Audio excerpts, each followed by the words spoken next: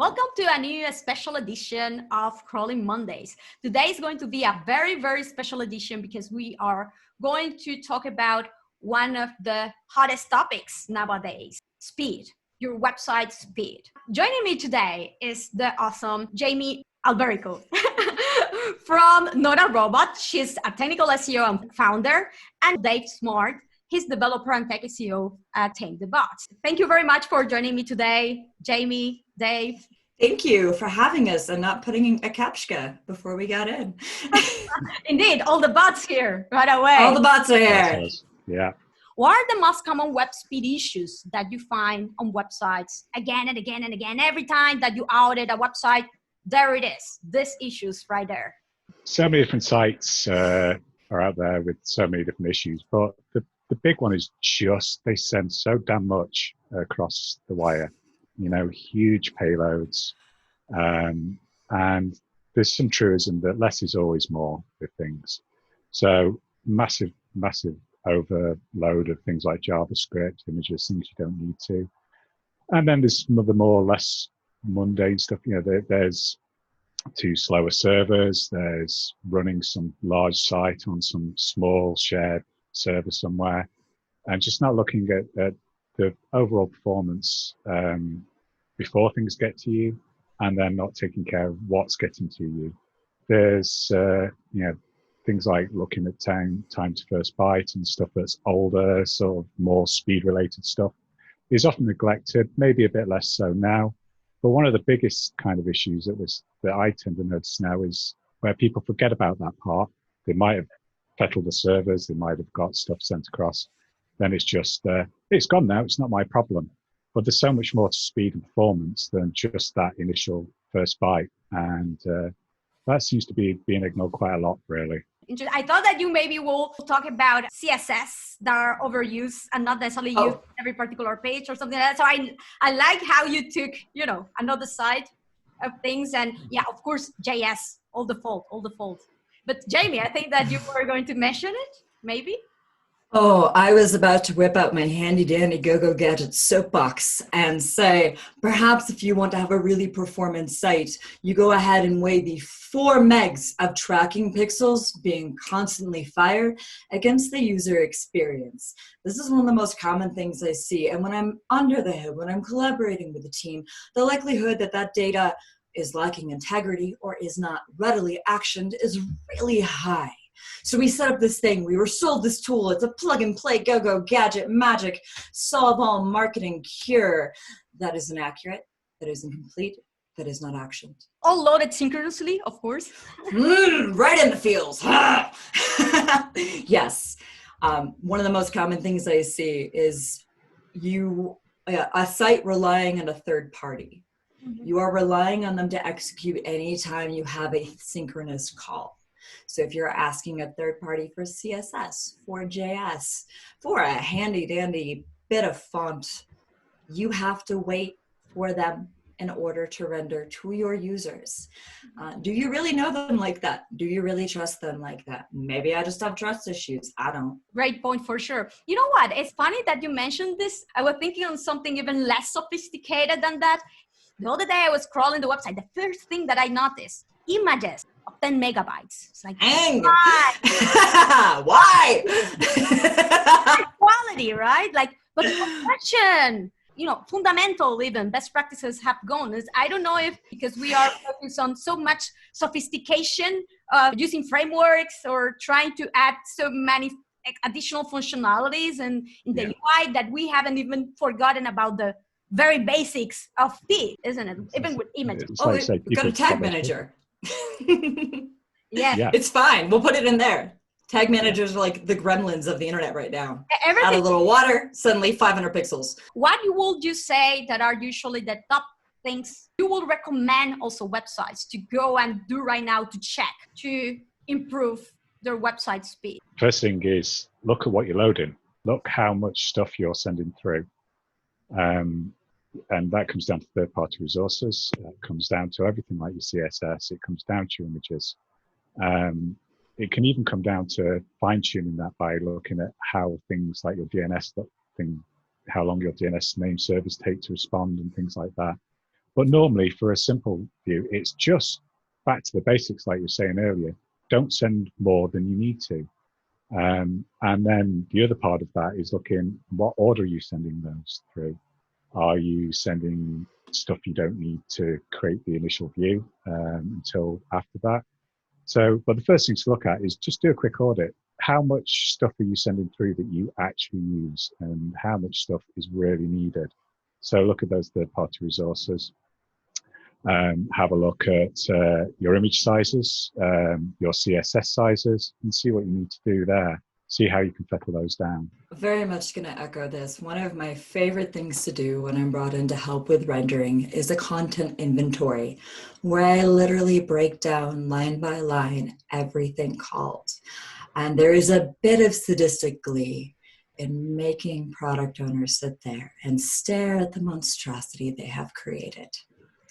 When you finally see everything on the page, how bloated it is, it's very, very eye-opening.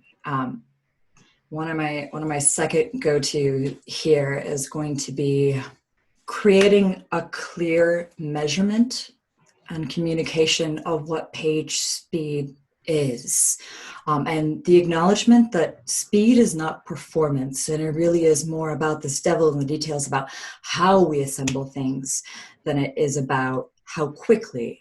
It's like you go to IKEA and you buy a bookshelf. The goal really isn't to assemble a bookshelf as quickly as possible. The goal is to have a single functional bookshelf, not a wobbly bookshelf, half an ottoman. Who knows what that is? Is it a meatball? Why was it in my bookshelf box? I love that you touch a very important point. I think that it's important to have like a standardized type of understanding that is like what good speed is, because of course we have so many metrics nowadays, and we have core web vitals now, and then the praise be. and then the metric that we now have and see as a reference there that is taken into consideration from Google is the largest contentful pane, right? And we see that anything more than 2.5 seconds is not considered to be ideal, to be the best, right? But realistically, a lot of people use that time to first byte, like first contentful pane, or whatever else. Like there are so many tools out there. So I think that the effort that Google is putting on having like standards of metrics to better understand the impact on speed, also from a user experience perspective, rather just for the bot or crawling, etc., right? Is excellent. Which from your experience is the best way to measure it, or good signals, good metrics to have as a reference without, of course, obsessing with them, because that is never good. Of course, it's good to be reasonable and prioritize here. But yes, which are the metrics that you tend to focus on and work with?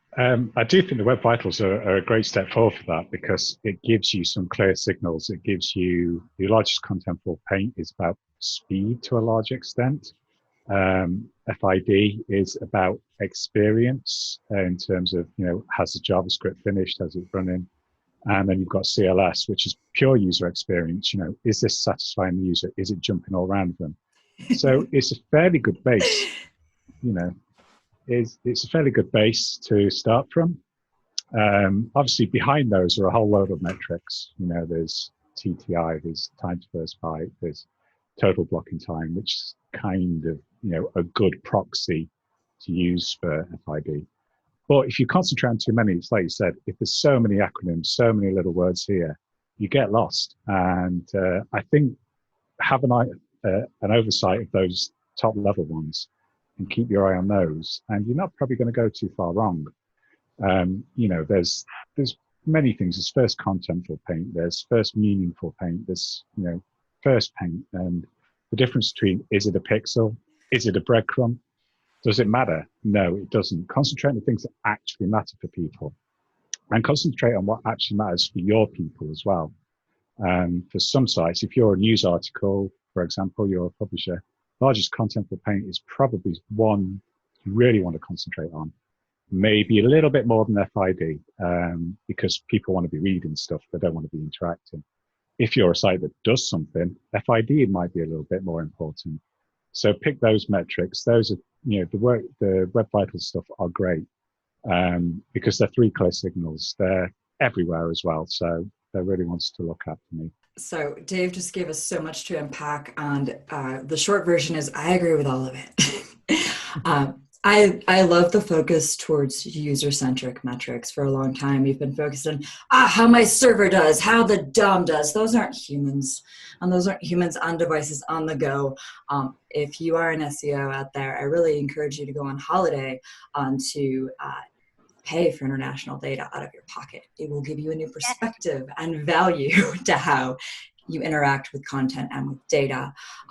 First contentful paint, can I see the thing I came here for? That's beautiful. Focus on that one. Second one, total blocking time. These are both weighted at 25% in version 6 of Lighthouse. That is, can I do the thing I came to do? If I'm a news site, yes, I really care about being able to see that thing. If I'm an e-commerce site, I care about being able to see that thing and hit that button that says add to cart. You're doing yourself a favor. You're doing your business a kindness by focusing on your users and not on whatever monstrosity of tracking pixel you are loading. Stop it right now. Thank you. And you know what? I love that you mentioned the user impact of all this, because speed had been one of the metrics that since a few years ago they had confirmed they took into consideration as a signal. But realistically, the understanding in general is like, this is a small slight signal, not necessarily one of the top things. And understandably, right? Like when you start optimizing a website, there are so many things wrong that you need to prioritize, right? So if you are linking to 404 pages or going to redirect loops or things like that, you start fixing those rather straightforward, and then you end up leaving speed rather right? Not necessarily at the start, unfortunately. And I love that by this announcement of Core Web Vitals, along already page experience metrics that had been taken into consideration until now, like mobile friendliness, they are all now going to be taken into consideration as a unified type of signal from next year forward. Well, I think we're giving them a little bit more altruistic credit than Google deserves, because honestly, tech debt's a thing. Executing JavaScript is hard, and they don't want their servers running forever to go out and keep loading these pixels. Well, thank you very much. And if you can't render, you don't exist. I think particularly with things like moving past the actual speed metrics, things like CLS, which strictly speaking don't impact how much power it takes. It's very much also focused on that it's not altruistic from Google. They're after satisfying their users, the people who search for stuff. And if they're sending people after rubbishy sites that, the content's up, down, left and right, that's not a great experience for their searchers as well. So there's the technical debt aspect of it. There's their overheads of rendering, 4 or 5 meg of JavaScript. But there's also some elements, I think, that they actually want to start satisfying users themselves. And keeping using Google. So not entirely. CLS is going to climb up. It's 5% right now. It's 95% of the reason. I'm going to leave your site real fast. Stop it. But that's going to keep growing. It's going to be more of the interaction focused. And I think it's part of that. When they render, they're using a Chromium instance. They have the web rendering service. They grab that moment in time. And that's what your site index is based on. Well, if that moment in time also keeps flipping around, keeps flitting and changing and shifting, that's not good understanding for them, because it's probably going to be inconsistent across pages. And for users, it's just truly annoying. Which would you say that are those tools that you rely the most when doing web speed optimization, analysis, auditing? It's twofold. There's lab testing. There's tools that, particularly Lighthouse. Lighthouse is amazing for it. You get a lot of stuff there. But that's kind of good at looking at something from the technical aspect. It's great at looking at it while it's still in your possession. You can have a look at that. You can have a look at things like CLS. You can have a look at things like LCP, and you can simulate that in a lab test fairly well. And you should do that. And you should do that to everything you kind of release if you can. You could build it into your release schedule, and then you can let it out in the world. And then it's onto the real world measurements, which can be quite sobering sometimes, because something can be brilliant in the lab. You can send it out and then it's all over the shop. So that's where, once again, page speed insights, if your site is popular enough, you've got crux data, which is what people have actually got. That's what's actually happened in someone's device. So that's invaluable. If your site's new, if your page is new, you might not have that. And Crux, you're probably waiting 30 days to start getting the full picture on that. So there's other tools as well that you can integrate. The Web Vitals has released a brilliant JavaScript wrapper for the APIs, and start collecting those real world figures for yourself as well. So you can get a little bit of oversight. What are people seeing way before it ever comes to, Search Console saying, hey, I'm a bit rubbish on this. You can start getting your own data first. And there always will be those URLs that fly under that certain level that Crux is going to give you that data. So kind of twofold, but Lighthouse, brilliant. And there's also Lighthouse CI, which is worth looking for, which you can build into your build process. And those will give you those baseline figures. Oh, praise be Lighthouse, full of grace. I love it in the lower environments. So if you run it before release, if you run it in your lower environments, you can run it on a local host. You know what it behaves like in a petri dish. Then when it gets out of the world, particularly if you've got load balancers, you've got CDNs, you've got a lot of other pieces in play, that baseline data at minimum now helps you kind of know when you compare field and lab data, where is something running amok? What is this? I find that in our performance analysis and chasing these wild and surly bots, there are things you would not expect as an SEO to be a problem in your world. Like, oh, load balancer 3 was like, nah, I'm not doing AMP today, bye. But these data metrics are really important, even if you may not actively move on them, like 5 megs of marketing pixel you're already shipping. These are very small XML files that you can look back to and you have a sanity check baseline to go ahead and action later on. Also, huge fan, webpagetest.org. Love those guys. Their calculations are actually part of Speed Index, which is, in your performance score from Lighthouse. I love how they actually already integrated the Web Vitals metrics.